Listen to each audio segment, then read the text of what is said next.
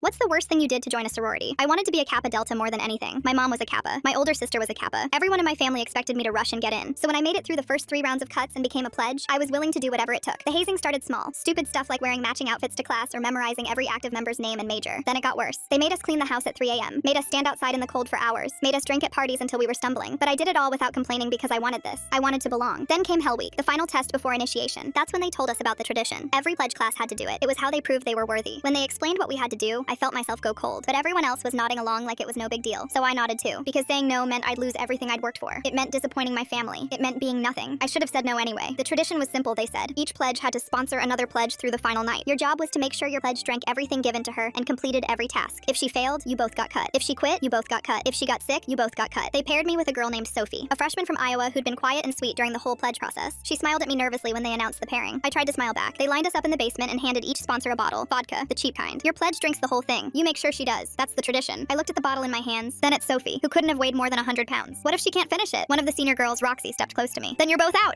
And everyone will know you're the one who failed her. The other sponsors were already opening their bottles, already pouring drinks for their pledges. Sophie looked at me with these trusting eyes, like I was supposed to protect her, like I was her big sister already. I unscrewed the cap, poured the first cup, handed it to her. Just drink it fast, I whispered. It'll be easier. She drank, then another cup, then another. By the 6th cup, her hands were shaking. By the 8th, she was swaying. By the 10th, I knew something was wrong. Her words were slurred. Her eyes weren't focusing. I think she's had enough, I said. Roxy shook her head. Bottle's not empty. Keep going. She's going to get sick. Then you both fail. I looked down at Sophie, who was barely standing. Then at the bottle, still a quarter full. Then at the other pledges around the room, all of them drinking, all of them struggling. I poured another cup. Sophie drank the 11th cup. Her hands were shaking so badly I had to hold the cup to her lips. The 12th cup spilled down her chin. By the 13th, she wasn't swallowing anymore, just letting the liquid run into her mouth. Almost done, Roxy said, watching us. One more cup and you're both through. I poured the last of the bottle. Sophie's eyes weren't focusing on anything. Sophie, you need to drink this. Just one more. She tried to take the cup, but her hand wouldn't work right. The cup fell. She stumbled forward and I caught her. I think she needs to stop. She needs water. Roxy stepped closer. She needs to finish. That's the rule. Look at her. Something's wrong. She's just drunk. Give her the cup. I looked around the room. The other pledges were in various states of drunk, some crying, some laughing, some barely conscious. None of the sponsors were objecting. None of them were stopping. I picked up the cup and held it to Sophie's lips. Just a little more. You're so close. She drank, or tried to. Most of it spilled, but Roxy nodded and walked away, checking on the other pairs. We did it, I whispered to Sophie. It's over. You made it. Sophie didn't respond. Her eyes rolled back, then her whole body went limp. She collapsed so fast I couldn't hold her. She hit the floor hard. Sophie? I knelt down next to her, shook her shoulder. Sophie, wake up. Nothing. Her skin was cold. Her lips had a blue tint. She's just passed out, Roxy said from across the room. Let her sleep it off. She's not breathing right. We need to call 911. Roxy was next to me in seconds. You are not calling anyone. She's fine. She just needs to sleep. Her lips are blue. She'll be fine. If you call 911, you're both out. You'll never be a Kappa. Your mom will know you failed. Your sister will know. Everyone will know. I looked down at Sophie, who wasn't moving, wasn't responding. Then at my phone in my pocket. Then at Roxy, who was staring at me with this cold expression. If you make that call, you're done here. Do you understand? I understood. I reached for my phone. I made the call and Sophie survived, but I got kicked out and my family didn't speak to me for months. 3 years later, the sorority was permanently banned after another girl almost died the exact same way. And I realized I wasn't the first sponsor to face that choice, just the first one who chose right.